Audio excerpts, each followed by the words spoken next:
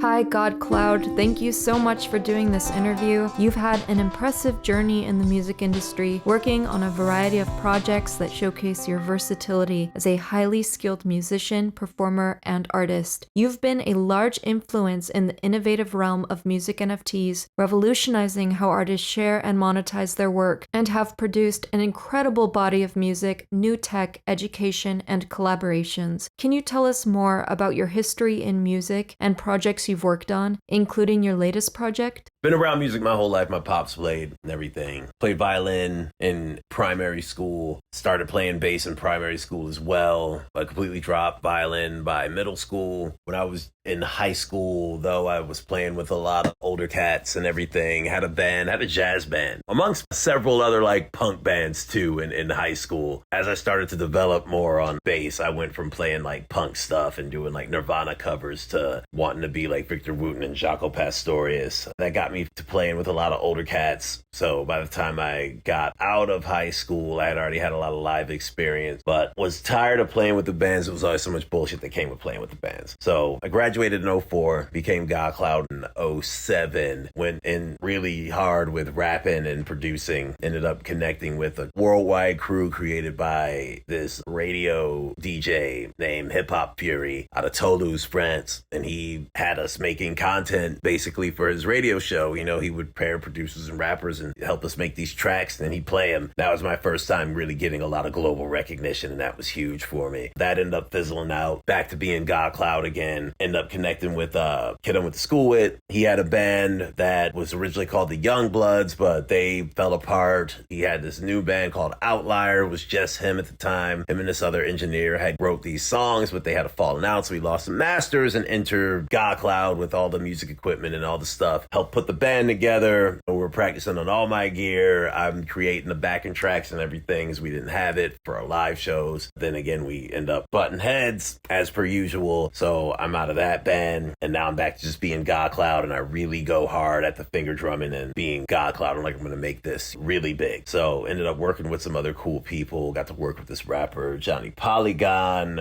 who was featured in Grand Theft Auto. Then I worked with Emmy winner Sean Fairchild, who has a really sick prog metal project called Combinator. Got to do some writing for him too as well, which was really cool. Shortly after that, found out about NFTs, and I did the thing with George Lopez that you were a part of. Became the first finger drummer on the blockchain a little bit before that. Was able to do some other cool things in the traditional and digital art space that was really exciting. Currently right now, I'm building a platform. I just dropped a track on that. Well, it was earlier this year when I dropped that track. So now I'm back to being Godcloud, wanting to do more cool things with finger drumming. I got a project coming out now called Eye versus Hand, and it's going to be a 5-part series in which I will include physical vinyl that will feature the art that will be on my hands that you'll see while I'm finger drumming. You contributed to that one too. So there's 5 performances. I was going to have a record with each, and the art from the visuals is going to be on the record.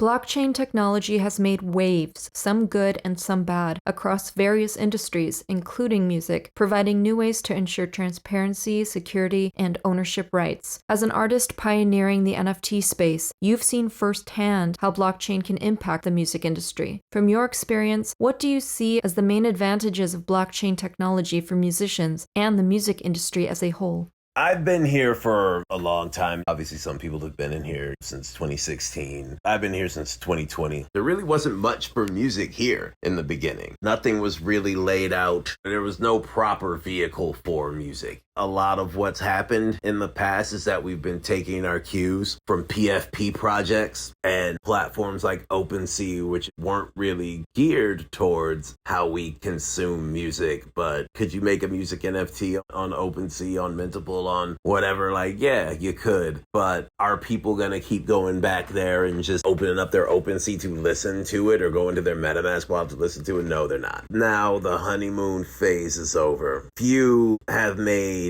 a lot of money, and I think now what we're going to see is more practical use cases for blockchain and the music industry. And what do I mean by that? I mean, we could use this as a way to keep record labels honest. I say this all the time. When you are trying to count your streams on Spotify or or even understand your ticket sales or this or that. You're beholden to the word of the label or to the word of your manager. You don't know how things are coming or going. But with certain things being on blockchain, you can keep track of this stuff. So in a record keeping capacity, which sounds mundane, but that could really do a lot for the music industry. That could help build the trust that needs to be there between an artist and a label. With the record label that I'm working on with George Lopez and Andy Vargas from Santana, they were asking like, hey, like we want to be a Web3 record label. How do we go about doing that? And I told them it should be a record label that is built on Web3 technology and it's transparent for the artist. We could be the label that the artist trusts because we use Web3 tech in this manner. I don't think a Web3 record label is a record label that finds artists and just turns their music into NFTs and puts them on sound and then does some promotion. That to me isn't a Web3 record label. Now you're just kind of middlemaning people's releases and just putting it in a vehicle that's on a blockchain track. Once people start to really wrap their head around the fact that the blockchain is just a database with a truth machine attached to it. When you start to plug that into places where a truth machine and a database are needed, that opens it up to a lot more than just being like, oh, hey, put your music on chain, number go up, and you could make more money down the road because people are going to keep on buying your stuff. That's how I'd like to see blockchain changing the music industry as a whole. People tend to think that turning something into an NFT makes it worth more. I had my cousin say, hey, like if I have a painting that I bought for $2,000, if I put it on the blockchain, will that make it $4,000? It's like, no, that's like, I guess you could, but that's not how it works. And I think that's the general consensus around NFTs and music NFTs right now. So database, truth machine, plug it in where you need it. Can you share a peek of your performances, particularly your live finger drumming, and tell us how these experiences have shaped your career? The best thing that happened to me finger drumming wise was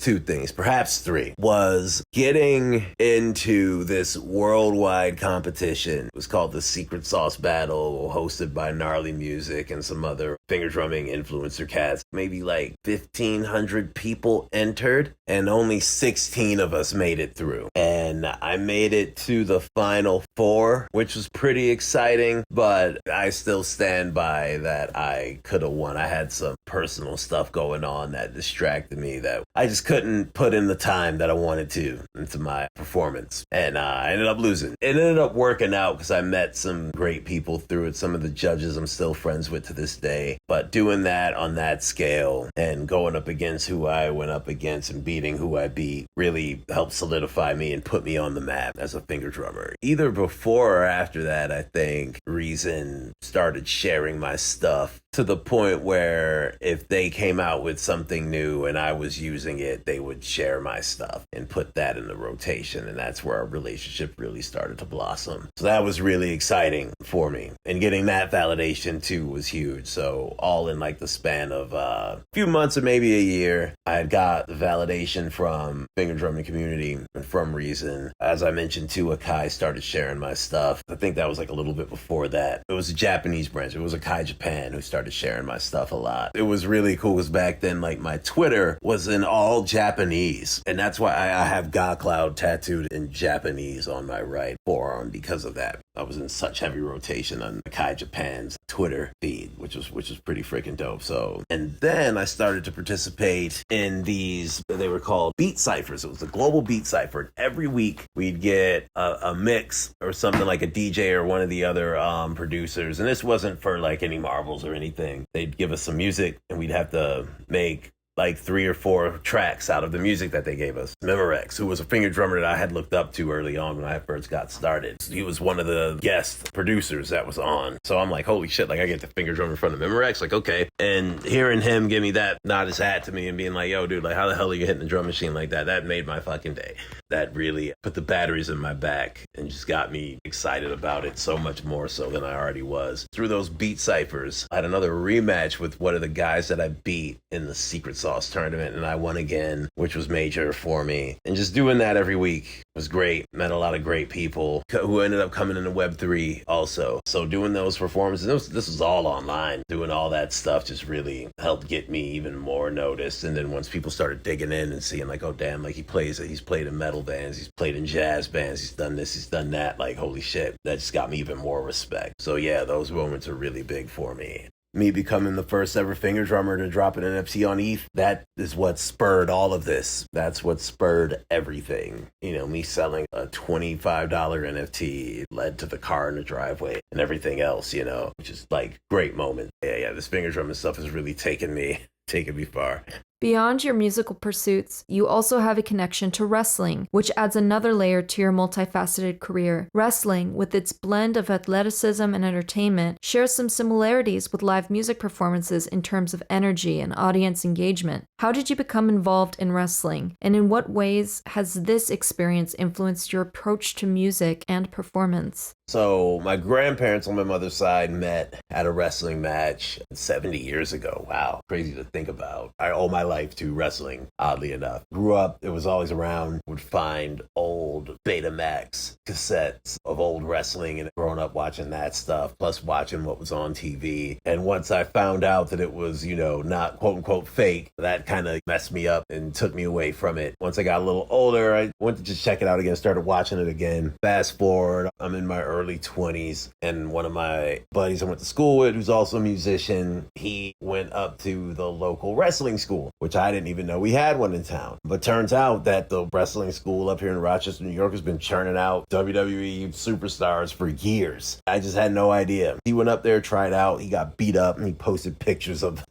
how bad he got beat up. And I'm like, wait a minute, I thought this shit was fake. Like, whoa. And I'm like, you know what? They're not going to do that to me. By myself, I got in shape. I trained. So I'm about like 24, 25 at this point. I'm like, okay, I think I'm ready to try out. I go up there and try out, and I made the cut. And they kept me. I got beat up every match for a year straight until they were like, all right, you know, like you paid your dues. You can start winning now. Through that, I learned so much about performing, and I got so confident from just wrestling. And, you know, people always say like, oh, like I had a nightmare that I was in my underwear giving a speech to people. But no, when you're wrestling, that's the job. That's what you're doing. You know, you're in your freaking undies, yelling at the crowd, telling them like, no, you guys are the idiots. You guys are ridiculous. I'm cool. During that time too, that's when I was in the band Outlier, like I mentioned. So you got to understand, like I'm playing shows with a metal band on Saturday, opening up for Ice Nine Kills. And then on Sunday, I'm wrestling a ex-WWE superstar. Trying to keep up with that was pretty tough, but I learned really quick, like, hey, you don't got to break your back to get a reaction out of the crowd. There's a way to do this. There's a way to bring that element of pageantry to everything. And even how I talk now is really influenced by how they teach you how to, what we call cutting promos. You know, you've probably seen it on wrestling. They're like, listen, like I'm going to tell you this and that, blah, blah, blah. I'm the coolest guy out here and you don't even know it. That's a promo. That is so ingrained in how I talk to this day. It taught me a lot about how to be myself. And even back when I was wrestling, I wasn't Godcloud because I wanted to keep all that stuff separate. I wanted to keep the metal band separate from the wrestling and then keep Godcloud separate from the wrestling too. But it got to the point where I was like, I can't. This is who I am. Like wrestling really taught me how to be myself, but in such a over the top, exaggerated way that I ended up becoming that.